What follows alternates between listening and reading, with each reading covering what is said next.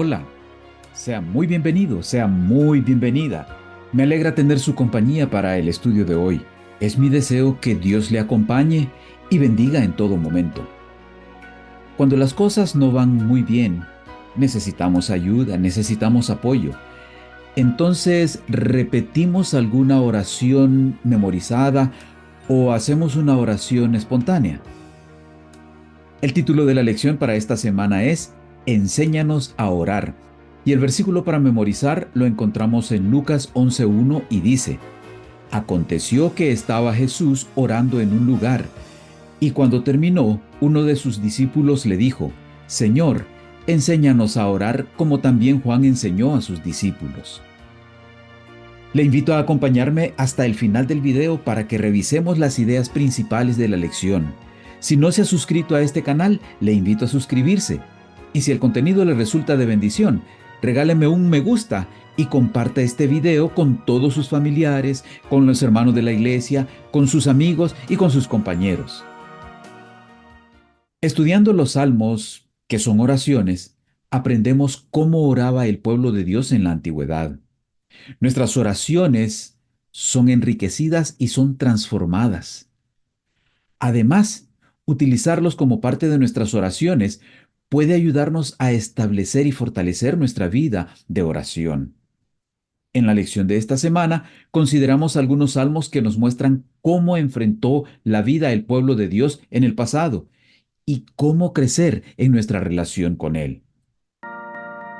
Fomentar el uso de los salmos en la oración. En Colosenses 3:16 el apóstol Pablo nos dice, la palabra de Cristo habite en abundancia en vosotros. Para leer los salmos podemos hacerlo de corrido, comenzando con el Salmo 1 y yendo a través de cada uno de ellos hasta llegar al Salmo 150.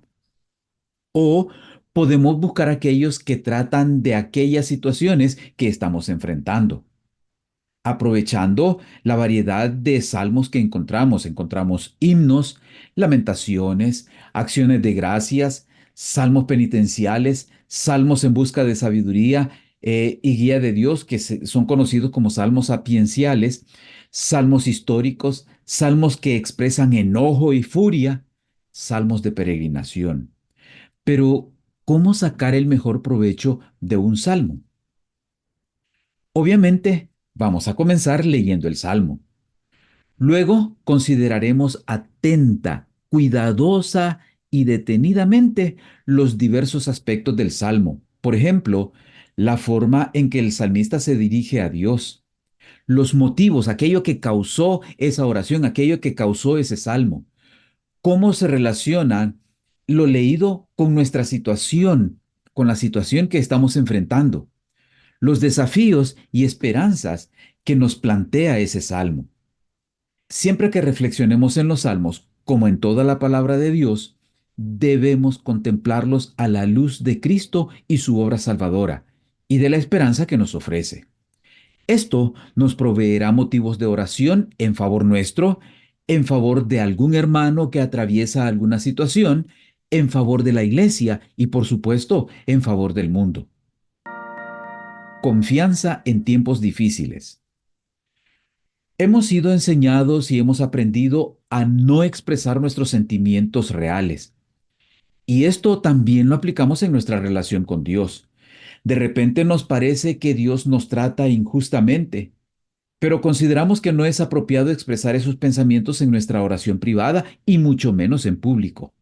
No expresar esos sentimientos de forma honesta y abierta nos hace esclavos de nuestras propias emociones y nos hace perder nuestra confianza para acercarnos a Dios.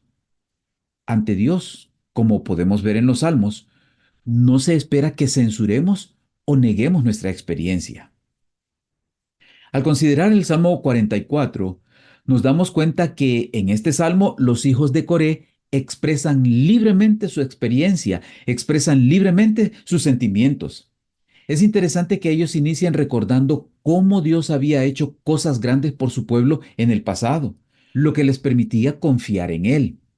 Por eso, a pesar de que el pueblo de Dios sigue sufriendo, piden a Dios en el versículo 26, Levántate para ayudarnos y redímenos por causa de tu misericordia. A pesar de los problemas, los hijos de Coré reconocen a Dios, confían en Él y en su amor. Un salmo de desesperación. Utilizar los salmos en nuestras oraciones nos permite ver que podemos expresar nuestras inquietudes libremente delante de Dios, a la vez que nos ayudan trayendo esperanza y la seguridad de la presencia de Dios. El Salmo 22 inicia diciendo: Dios mío, ¿por qué me has desamparado? ¿Por qué estás tan lejos de mi salvación y de las palabras de mi clamor? Nos permite ver que podemos expresar el dolor y la sensación de soledad que experimentamos. De hecho, son las palabras que citó Jesús cuando estaba en la cruz, de acuerdo a lo que registra Mateo 27:46. Pero la cuestión es que no nos quedemos allí en el lamento, sino que vayamos más allá, que miremos más allá de la situación que enfrentamos, que por fe podamos ver el momento en que nuestra vida será restaurada por la gracia de Dios, hasta que podamos llegar al punto de lo que se expresa en el versículo 22. Anunciaré tu nombre a mis hermanos, en medio de la congregación te alabaré. Los salmos nos enseñan que a Dios le podemos expresar nuestros sentimientos, le podemos expresar nuestras inquietudes, le podemos expresar nuestras percepciones, nuestra manera de ver, de entender las cosas, pero sin quedarnos allí, permitiendo que Él realice la transformación espiritual que nos proporciona su gracia y consuelo. De la desesperación a la esperanza. ¿Has sentido alguna vez que Dios está lejos, que no escucha, que no atiende? Los salmistas, que eran seres humanos semejantes a nosotros, así como usted y como yo, se enfrentaron a sentimientos como los nuestros. En el Salmo 13, David comienza preguntando en el versículo 1: ¿Hasta cuándo, Jehová, me olvidarás para siempre? ¿Hasta cuándo esconderás de mí tu rostro? Al reflexionar en este salmo, aprendemos que debemos dejar de centrarnos en nosotros mismos y en nuestros problemas cuando oramos. En este salmo, David reafirma la fidelidad de Dios, la inmutabilidad del trato de Dios hacia su pueblo. Y aunque el salmo comienza con quejas, con lamentos, no termina allí. En los versículos 3 y 4, pide a Dios que mire, que responda, que alumbre sus ojos, para pasar luego a una expresión de plena confianza, de alabanza a Dios, como está expresada, como está registrada en los versículos 5 y 6. Mas yo en tu misericordia he confiado, mi corazón se alegrará en tu salvación, cantaré a Jehová porque me ha hecho bien. Por supuesto, para llegar a ese punto, debemos permitir que la palabra de Dios, mediante el poder del Espíritu Santo, realice la transformación que necesitamos que se realice en nuestros caracteres y en nuestras acciones. Recordemos que dependiendo de cómo enfrentemos las pruebas, nos vamos a acercar más a Dios o nos vamos a alejar de Él. Oh, restáuranos otra vez. Los primeros 5 versículos del Salmo 60 nos presentan un lamento. Aunque nosotros no estamos pasando quizá por momentos de dificultad, los salmos de lamento nos pueden ayudar, pueden ser de beneficio para nosotros.